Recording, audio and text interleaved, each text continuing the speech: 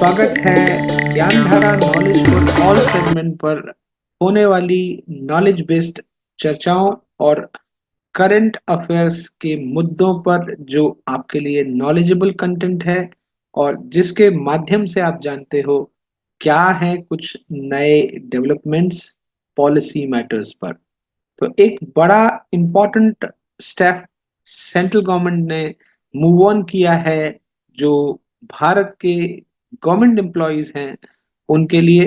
तो एक अच्छी न्यूज़ कही जा सकती है जिसको हम कह रहे हैं government of India had introduced UPS यानी यूनिफाइड पेंशन स्कीम। इसका बैकड्रॉप क्या है और ये क्या है इसके परिप्रेक्ष्य में जानेंगे। इससे पहले कि हम इस वीडियो को शुरू करें मैं बताना चाहता हूं कि यूपीएस एक विकल्प के तौर पर है जो न्यू पेंशन स्कीम है उसके अगेंस्ट में। साथियों, जब हम नई पेंशन स्कीम की बात करते हैं तो हमें इस विषय में बहुत हद तक पता है कि देश में बहुत सारी ऐसे कॉन्टेक्स्ट हैं जहां देश में सेंट्रल गवर्नमेंट एम्प्लॉय मांग करते रहे हैं कि उन्हें ओल्ड पेंशन स्कीम दोबारा से इंट्रोड्यूस करी जाए, ऐसी उनकी मांग रही है। लेकिन सेंट्रल गवर्नमेंट इसके बाद एनपीएस लेकर आया क्योंकि ओल्ड स्कीम पर ज्यादा तवज्जो शायद गवर्नमेंट की तरफ से नहीं दी गई। लेकिन एम्प्लॉयज के जो एसोसिएशंस हैं वो मांग करते रहे कि जो है ओल्ड पेंशन स्कीम जो कि एक बहुत बेहतर बेहतर विकल्प था 2004 के पहले, उसको वापस से लाया जाए। लेकिन गवर्नमेंट ने ऐसा नहीं किया और जो ईपीएफ है, जो प्रोविडेंट फंड का कॉन्टेक्स्ट है, उसके साथ जो एम्प्लॉय के और एम्प्लॉयर के जो डिडक्शंस हैं उसमें ही एक नया विकल्प बनाया न्यू पेंशन स्कीम में। इसके साथ साथ गवर्नमेंट ने एम्प्लॉय को और एम्प्लॉयर को दोनों को नई पेंशन स्कीम के कुछ ऐसे तथ्यों के साथ उलझाया जिस पर शायद आम सहमति नहीं बनी। और जो ऑर्गेनाइजेशंस हैं, जो इंस्टीट्यूशंस हैं, जो सो कॉल्ड मिनिस्ट्रीज के against employ organisations fight on करते रहे और उन्होंने इस पर गवर्नमेंट ऑफ इंडिया से कई तरह से अपने मुद्दों को रखा। फिलहाल अप्रैल 2023 के अंदर एक कमेटी को गठित किया गया था जिस कमेटी ने इलेक्शन अनाउंस होने और उसके बाद बहुत सारे जो है लेबर एसोसिएशंस के साथ, एम्प्लॉय एसोसिएशंस के साथ मीटिंग करके, मंत्रालयों के बहुत बड़े अधिकारियों के साथ मीटिंग करके एक आउटकम और एक रेजोल्यूशन तैयार किया। इस रेजोल्यूशन पर आज कैबिनेट ने अपनी मोहर लगाई और बताया जाता है कि यूनिफाइड पेंशन स्कीम एक नई पेंशन स्कीम के तौर पर एनपीएस यानी न्यू पेंशन स्कीम के साथ एक विकल्प होगा। यानी कोई भी सेंट्रल गवर्नमेंट एम्प्लॉय जो बहरहाल माना जा रहा है, स्टेटिस्टिक्स कहता है 23 लाख एम्प्लॉय हैं जो वर्तमान में सेंट्रल गवर्नमेंट के अंदर या उनके मातहत काम कर रहे हैं, उनको ये बेनिफिट मिलेगा। तो क्या है एनपी यूपीएस, इसके बारे में थोड़ा जानते हैं। मेरे बैकड्रॉप में आप देख रहे हैं जिस तरह से चीजों पर मैंने अपना विश्लेषण करने का प्रयास किया है, इनके साथ मैं आपको कुछ चीजें एड्रेस करने का प्रयास करूंगा। जहां तक बात है एश्योर्ड पेंशन की, तो इस स्कीम के तहत यानी यूनिफाइड पेंशन स्कीम के तहत जो 1 अप्रैल 2025 से लागू होगी, ये उन पर लागू होगी जो एग्जिस्टिंग वर्क कर रहे हैं और इसके लिए मिनिमम 25 ईयर्स का एक सर्विस होना चाहिए, तब जब आप इसका फुल एश्योर्ड जो है पेंशन ले रहे हैं। और अगर आप मैक्सिमम 25 साल मिनिमम 10 ईयर्स की सर्विस है तो आपको ये स्कीम एलिजिबल बनाती है पेंशन के लिए। ये एश्योर करेगी पेंशन 50% ऑफ एवरेज बेसिक पे ड्रॉन। जो एम्प्लॉय रिटायरमेंट या सुपर एनुएशन के नजदीक है, सपोज करिए मैं एक एम्प्लॉय हूं और काम कर रहा हूं और मैं जब 25 साल पूरा करता हूं तो उस अंतिम वर्ष में मेरी जो सैलरी है या जो भी 7 सीपीसी या 8 सीपीसी के अंदर जो मेरी बेसिक एवरेज पे है उसका 50% ऑफ एवरेज बेसिक पे उसको कैलकुलेट किया जाएगा।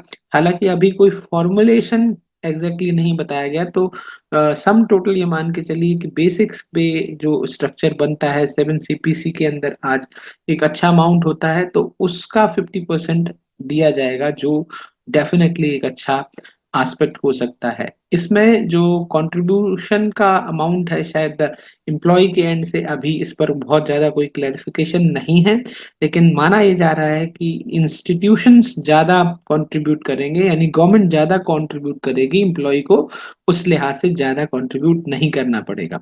और एक और बात जो बहुत अच्छी है, जो यंग लोग हैं जो अभी काम कर रहे हैं, दे आर इन प्रोसेस, अगर वो 10 साल सर्विसेज के या रेगुलर सर्विस के पूरे करते हैं तो वो एलिजिबल होते हैं अ, इस पर्टिकुलर पेंशन के। यूपीएस यानी यूनिफाइड पेंशन सर्विस के को लेकर 3 स्लैब बनाए गए हैं। पहला अश्योर्ड पेंशन, दूसरा अश्योर्ड फैमिली पेंशन और तीसरा अश्योर्ड मिनिमम पेंशन। तीनों के बारे में अलग अलग बात करेंगे। पहले के बारे में मैं ऑलरेडी बात कर चुका हूँ। अश्योर्ड पेंशन आपके 12 महीने जो लास्ट के हैं, वहाँ जो आपका बेसिक है उसका 50% आपका फिक्स्ड हो जाएगा। ये एक हैंडसम अमाउंट होगा। सपोज कोई इंडिविजुअल, जैसे मेरे जैसा कोई व्यक्ति अगर आज की एज में है और मेरे पास 15 साल 20 साल अगर काम करने के हैं, तो तब जो मेरा बेसिक सैलरी होगा, एवरेज बेसिक सैलरी, उसका 50% गवर्नमेंट अगर कैलकुलेट करके पेंशन बनाएगी, तो ये एक बड़ा सब्सटेंशियली अच्छा अमाउंट होगा। खासकर एनपीएस के अगेंस्ट ओल्ड पेंशन की मैं बात नहीं करना चाहूंगा। हालांकि अश्योर्ड फैमिली पेंशन एक रिक्वायरमेंट है फैमिली वेलफेयर के लिए। ये तब जरूरी होता है जब किसी एम्प्लॉय की डेथ हो जाए, जब वो काम कर रहे हैं, और ऐसे में उनके जो स्पाउस हैं उनको definitely 60% of pension employ immediately मिलेगा, डिमाइस के साथ ही, हस्बैंड या वाइफ दोनों के केसेस में। तो ये एक क्लियर कट इंस्ट्रक्शंस हैं। जब फॉर्मुलेटिव होगा ये, तो इसको देखने को हमें मिलेगा कि किस तरह से गवर्नमेंट इस पर कंट्रीब्यूशन देगी, और उनका कंट्रीब्यूशन किस तरह से बेटर माना जाएगा, क्योंकि हर एम्प्लॉय का अपना स्लैब होगा। तो 60% ऑफ पेंशन, जो पेंशन मिलेगा, 60% एम्प्लॉय के फैमिली को, डिपेंडेंट्स को, खासकर वाइफ को या हस्बैंड को, सो ऑन, मिल जाएगा। और एश्योर्ड मिनिमम पेंशन की जो बात है, वो एक क्लिनिकल टॉक है, जो एक बड़ा सेगमेंट पर मिलेगी ही मिलेगी, ये गवर्नमेंट अश्योर कर रही है। 10,000 मिनिमम, ये 10,000 नहीं होगा, 10 से ऊपर ही होगा, क्योंकि इसके साथ कुछ और चीजें जुड़ेंगी। 10,000 रुपये महीना आपको सुपर एनुएशन, अगर आप 10 साल मिनिमम सर्विस करते हैं, उसके बाद अगर आप रिटायर होते हैं यहाँ, लेकिन इस बात का कोई क्लैरिफिकेशन नहीं है कि आप वीआरएस ले सकते हैं, इसमें नहीं। वीआरएस या वॉलंटरी सर्विस रिटायरमेंट के क्वेस्ट में क्या ये एलिजिबिलिटी रहेगी या नहीं रहेगी, तो ये यहाँ पर थोड़ा सा क्लियर नहीं है। जैसे 1 अप्रैल तक जब इसे लागू ही किया जाएगा, तो इसके विषय में और बड़े जिसे कहना चाहिए चीजों को शेयर करेगी गवर्नमेंट, और तब हम शायद इसमें ज्यादा बड़े एक एस्पेक्ट में इस बात को क्लियर कर पाएंगे कि किस तरह से इसको गवर्नमेंट रखेगी। साथ ही साथ जिस तरह से किसी भी स्कीम ऑफ पेंशन में इम्पोर्टेंट बात होती है इन्फ्लेशन, तो यूपीएस के क्वेस्ट में या यूपीएस के बारे में भी इस बात का ध्यान रखा गया है। और जब भी फौरी तौर पर डिटेल्ड पेंशन स्कीम जब जारी होगी, उसमें इस बात का ध्यान रखा जाएगा, जो एश्योर्ड पेंशन है, फैमिली पेंशन है, या जो एश्योर्ड मिनिमम पेंशन है, तीनों ही स्लैब, मैं बात कर रहा हूँ स्लैब 1 2 3।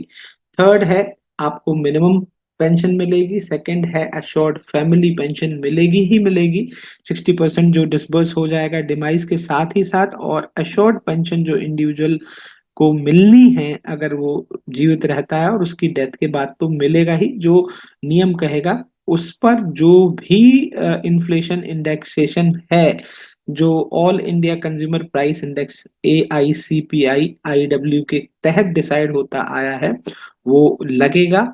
यानी एरियर के फॉर्मेट में जब आप को पेंशन मिलने लगेगा, तो ये पेंशन मिलेगा जैसे नॉर्मली मिलता है। और इसके साथ एक और जो एस्पेक्ट है जो जुड़ा है, लमसम पेमेंट मिले होगा सुपर एन्युएशन के टाइम। एडिशन ग्रेचुइटी के साथ, जो आपको ग्रेचुइटी मिलती है उसके साथ लमसम ये पेमेंट दिया जाएगा। तो कैलकुलेट करना चालू कर दीजिए, जहां आप काम कर रहे हैं, जिस एज ग्रुप में है, जो भी आपका रिटायरमेंट डेट है, तो वहां से आप लमसम क्या मिलेगा, कितना मिलेगा, ये एक बड़ा इम्पोर्टेंट और खुशी का एस्पेक्ट शायद आप अपने अपने फ्यूचर को लेकर कर सकते हैं। तो ये बड़ी अच्छी बात है। 1/10 ऑफ मंथली अम्यूजमेंट जो आपको मिलता है, यानी पे प्लस डीए, उसको डेट ऑफ सुपर एनुएशन के साथ हर एक 6 महीने के साथ एड ऑन करा जाएगा।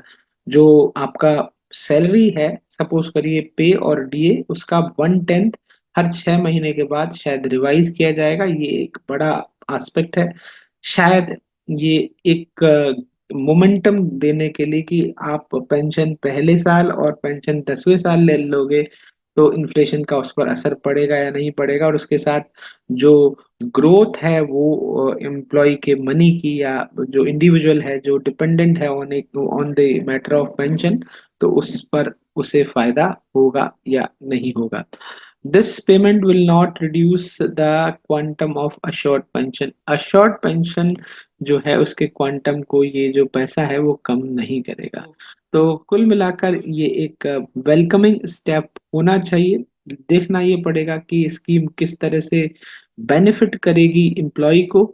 डिटेल इसका इंतजार रहेगा। अभी ये कहा जा सकता है कि यूपीएस एक अच्छा विकल्प हो सकता है एनपीएस के अगेंस्ट में। स्टैटिस्टिक्स जब आएंगे, पूरी पॉलिसी जब आएगी, इसको लेकर स्कीम पूरी जब आएगी, तो हम इस पर ज्यादा बात कर पाएंगे।